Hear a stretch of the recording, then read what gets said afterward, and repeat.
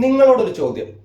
ഇത്രയും അധികം ശാരീരികവും മാനസികവുമായിട്ട് നിങ്ങളെ ടോർച്ചർ ചെയ്തിട്ടും എന്തൊക്കെ രീതിയിൽ നിങ്ങളെ വേദനിപ്പിക്കാനും ബുദ്ധിമുട്ടിക്കാനും പറ്റുന്നുണ്ടോ അതെല്ലാം ചെയ്തിട്ടും വീണ്ടും വീണ്ടും ഈ ഒരു ടോക്സിക് ആയിട്ടുള്ള ആളുടെ ജീവിതത്തിലേക്ക് തന്നെ തിരിച്ചു പോവുകയോ അല്ലെങ്കിൽ അയാളെ നിങ്ങളുടെ ജീവിതത്തിലേക്ക് തിരിച്ച് കയറ്റുകയോ ചെയ്യുന്നത് എന്തുകൊണ്ടാണ്?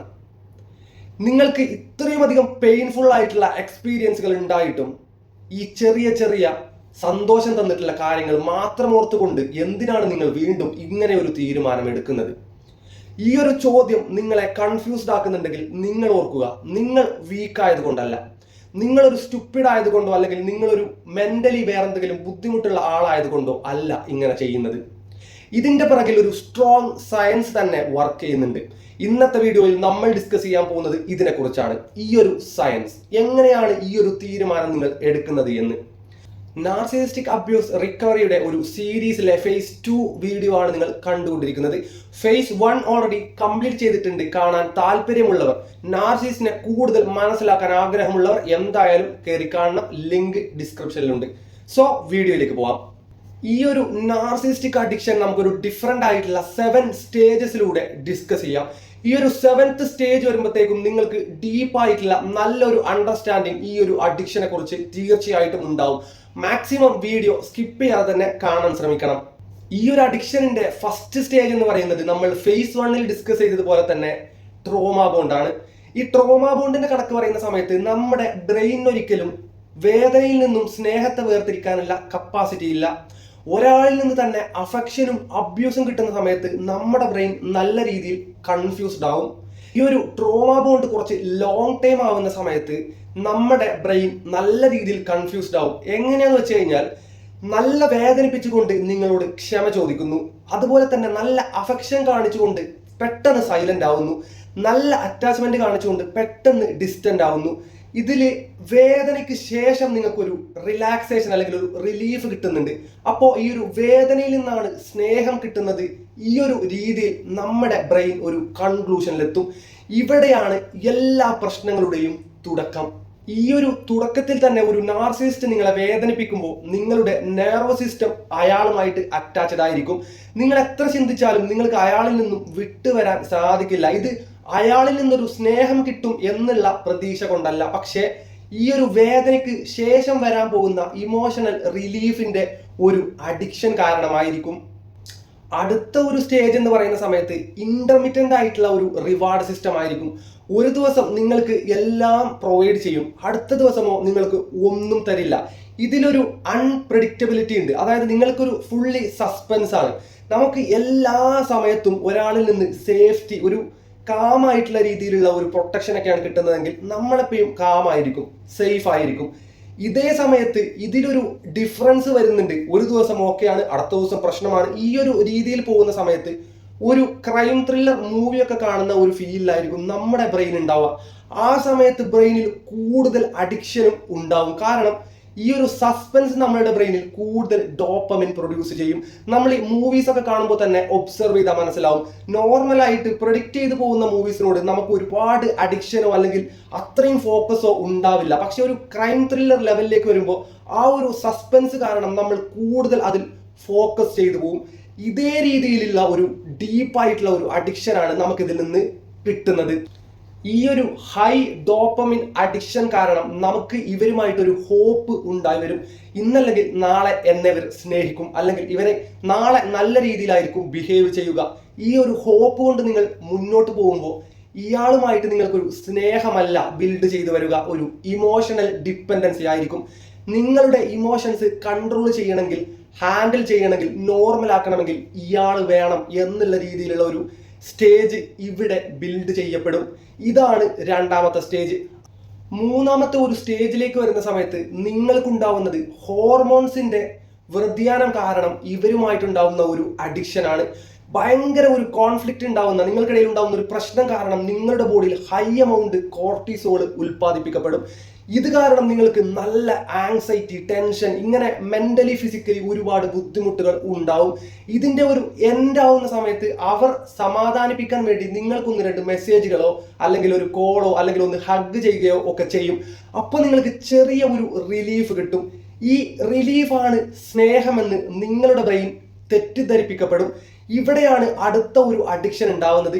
ഈ ഒരു സാഹചര്യത്തിൽ നിങ്ങൾ ഇവരെ വേണ്ട എന്ന് വെച്ച് പോകാൻ ശ്രമിച്ചാൽ നിങ്ങൾക്കുണ്ടാവുന്നത് ഇവരെ നഷ്ടപ്പെടും എന്നുള്ള ഒരു പേടി മാത്രമല്ല, ഈ ഒരു ഇമോഷണൽ സൈക്കിളിൽ നിന്നും ഊരി പുറത്തോട്ട് പോകുമ്പോൾ ആ ഒരു അഡിക്ഷന്റെ വിഡ്രോവൽ കൂടെ നിങ്ങൾ സഹിക്കേണ്ട വരും. അടുത്ത ഈ ഒരു 4th സ്റ്റേജിലേക്ക് വരുന്ന സമയത്ത് നിങ്ങൾ അവരുമായിട്ട് അഡിക്ഷൻ കൂടിക്കൂടി ഒട്ടും പുറത്തു വരാൻ പറ്റാത്ത ഒരു രീതിയിലേക്ക് മാറി വരും. ഇത് ഭയങ്കര കോംപ്ലിക്കേറ്റഡ് ആയിട്ടുള്ള ഒരു സാഹചര്യമായിരിക്കും. ഇതിന്റെ കാരണം നിങ്ങൾ ഹെൽത്തി ആയിട്ടുള്ള ഒരു പീസ്ഫുൾ ആയിട്ടുള്ള ഒരു ലൈഫ് ചൂസ് ചെയ്യില്ല എന്നുള്ളതാണ്. നിങ്ങൾക്ക് ഒന്നുകൂടെ ഫെമിലിയർ ആയിട്ടുള്ള ഈ ഒരു വേദനയും സ്നേഹവും ഈ മാറി മാറി വരുന്ന ഈ ഒരു സൈക്കിളാണ് നിങ്ങൾക്ക് കൂടുതൽ പരിചയമുള്ളത്. അപ്പോൾ സമാധാനം നിങ്ങൾക്ക് എന്താണ് എന്നുള്ളത് കറക്റ്റായിട്ട് അറിയില്ല എന്നുള്ള ഒരു സാഹചര്യത്തിലായിരിക്കും നിങ്ങൾ ഉണ്ടാവുന്നത്. അല്ലെങ്കിൽ മറ്റൊരാൾ പറഞ്ഞു തരുന്ന അഭിപ്രായങ്ങൾക്കനുസരിച്ച് കാര്യങ്ങൾ ചെയ്യുന്ന ഒരാളായിട്ട് നിങ്ങൾ മാറിയിട്ടുണ്ടാവും. ഇവിടെയാണ് പ്രശ്നം. ഇവിടെ നിങ്ങൾ അയാളുമായിട്ടുള്ള ആ ഒരു വേദനയും സ്നേഹവും മാറി മാറി വരുന്നതുമായിട്ട് നല്ല ഫെമിലിയർ ആണ്.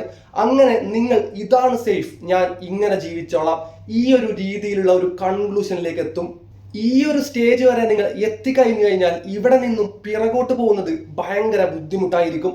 ഈ ഒരു നാർസിസിസ്റ്റിനെ വേണ്ട എന്ന് വെക്കുന്ന ഒരു തീരുമാനം ഇത്രയും ബുദ്ധിമുട്ടുള്ള വേറൊരു സ്റ്റേജ് നിങ്ങൾക്ക് ഇതിനു മുൻപ് ഇല്ല. അതിന്റെ ഒരു കാരണം ഇവരുമായിട്ട് വേണ്ട എന്ന് വെക്കുന്ന ആ ഒരു തീരുമാനത്തിൽ നിങ്ങൾക്ക് ഇയാളെ മാത്രമല്ല നഷ്ടപ്പെടുക, നിങ്ങൾക്ക് നിങ്ങളെയും കൂടെ, നിങ്ങളുടെ ആ ഒരു ഐഡന്റിറ്റി നഷ്ടപ്പെടും, നിങ്ങളുടെ ഇമോഷണൽ കൺട്രോൾസ് നഷ്ടപ്പെടും. ഇവർ നിങ്ങളെ മാനിപ്പുലേറ്റ് ചെയ്തുകൊണ്ട് ഉണ്ടാക്കിയെടുത്തിട്ടുള്ള ആ ഒരു ഫ്യൂച്ചർ അതും നിങ്ങൾക്ക് നഷ്ടപ്പെടും. ഇങ്ങനെ ഒരുപാട് ഹോപ്പുകൾ മനസ്സിൽ ഉറപ്പിച്ചുകൊണ്ടായിരിക്കും നിങ്ങൾ ഈ ഒരു സ്റ്റേജിൽ നിൽക്കുന്നത്. ഇവിടെയാണ് ഏറ്റവും നിങ്ങൾ സ്ട്രഗിൾ ചെയ്യാൻ പോകുന്നത്. ഈ ഒരു സ്റ്റേജിൽ തന്നെയാണ് നിങ്ങൾക്ക് ഭയങ്കരമായിട്ടുള്ള വിഡ്രോവൽ സിംറ്റംസ് എല്ലാം വരിക.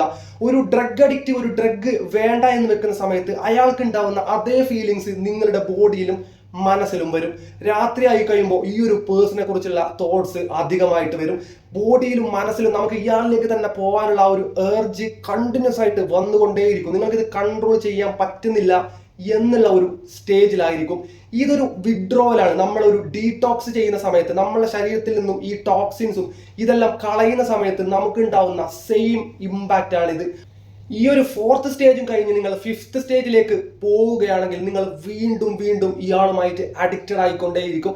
ഇതിന്റെ ഒരു കാരണം ഈ ഒരു 4th സ്റ്റേജിൽ നിങ്ങൾ ഇവരെ വേണ്ട എന്ന് വെച്ച് മാറി നിൽക്കുകയോ അല്ലെങ്കിൽ ഇവരുമായിട്ടൊന്ന് പ്രശ്നങ്ങൾ ഉണ്ടാക്കുകയോ ചെയ്യുമ്പോൾ കൂടുതലായിട്ടും നിങ്ങൾ ഇവർ മാനിപ്പുലേറ്റ് ചെയ്യും.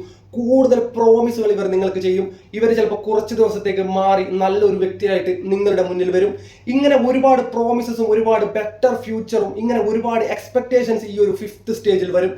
ഈ ഒരു സമയത്ത് നിങ്ങൾ ഇയാളോട് എത്ര നോ പറഞ്ഞാലും നിങ്ങൾക്കുള്ളിൽ തന്നെ അത് ഓപ്പോസ് ചെയ്യുന്ന ഒരാളും കൂടെ ഉണ്ടാവും. നമ്മുടെ ഭാഗത്താണെങ്കിലോ തെറ്റ് എന്ന് ചിന്തിച്ചുകൊണ്ട് നമ്മുടെ മുന്നുണ്ടായിട്ടുള്ള നല്ല സമയങ്ങളെല്ലാം ആലോചിച്ചുകൊണ്ട് നല്ല തീരുമാനമായിട്ട് ഇയാളിലേക്ക് തന്നെ പോവാം, എല്ലാം ശരിയാവും എന്ന് നിങ്ങളെ പറഞ്ഞ് വിശ്വസിച്ച് തള്ളിക്കൊണ്ടുപോകുന്ന ഒരാൾ നിങ്ങൾക്കുള്ളിൽ തന്നെ നിങ്ങൾ ബിൽഡ് ചെയ്ത് എടുത്തിട്ടുണ്ടാവും. ഇതിലെ 6th and 7th സ്റ്റേജ് നിങ്ങൾക്കുള്ളിൽ നടക്കുന്ന ഒന്നാണ്.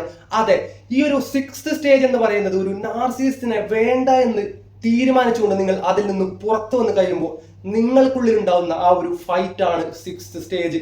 പൂർണ്ണമായിട്ടും നിങ്ങൾക്കുള്ളിൽ ഉണ്ടായി വരുന്ന ഒരു കുറ്റബോധം. നിങ്ങളുടെ തെറ്റുകളാണോ, നിങ്ങൾ കാരണമാണോ ഇത്രയും പ്രശ്നങ്ങൾ, അതുകൊണ്ടാണോ റിലേഷൻഷിപ്പ് പോയത്, അതുപോലെ തന്നെ ഇതിലുണ്ടായിട്ടുള്ള നല്ല മെമ്മറീസ് ഉണ്ട്, വീണ്ടും ഞാൻ ഇത് വേണ്ട എന്ന് തീരുമാനിച്ചു.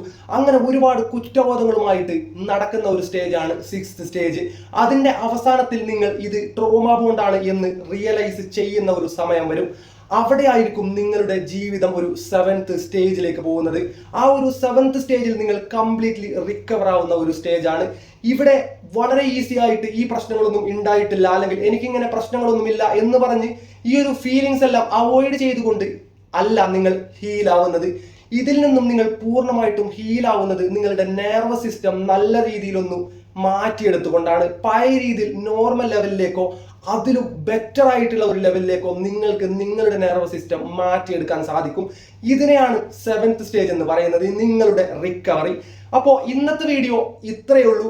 നിങ്ങളുടെ ഒരു നാർസിസ്റ്റിക് അബ്യൂസിന്റെ ഒരു സ്റ്റേജസ് ഇങ്ങനെയാണ് വരുന്നത്. ഇതിൽ ഏത് സ്റ്റേജിലും നിങ്ങൾക്ക് സ്വയം മാറാൻ സാധിക്കും. നിങ്ങളാണത് തീരുമാനിക്കുന്നത്. സോ നിങ്ങൾ ഇതുപോലുള്ള ഒരു സാഹചര്യത്തിൽ പെട്ടുകിടക്കുന്ന ഒരാളാണെങ്കിൽ നിങ്ങളുടെ സാഹചര്യം ഏത് സ്റ്റേജിലാണെന്ന് ഒന്ന് കമന്റ് ചെയ്യുക. അതുപോലെ തന്നെ വീഡിയോ ഇഷ്ടപ്പെട്ട് കഴിഞ്ഞാൽ ഒന്ന് ലൈക്ക് ചെയ്ത് നിങ്ങളുടെ അഭിപ്രായം കൂടെ ഒന്ന് കമന്റ് ചെയ്ത് ചാനൽ ഒന്ന് സബ്സ്ക്രൈബ് ചെയ്ത് സപ്പോർട്ട് ചെയ്യാൻ മറക്കരുത്. ഈ ഒരു ജേണി നമ്മൾ തുടങ്ങിയിട്ട് കുറച്ചു കാലമേ ആയിട്ടുള്ളൂ. സപ്പോർട്ട് ചെയ്യുന്ന ഒരുപാട് പേരുണ്ട്. എല്ലാവർക്കും ഒരുപാട് നന്ദി. ഇനി അങ്ങോട്ട് വരാൻ പോകുന്ന ഓരോ വീഡിയോസും ഇതിൽ നിന്നും എങ്ങനെ രക്ഷപ്പെടാം എന്നുള്ളതിനെ കുറിച്ചായിരിക്കും.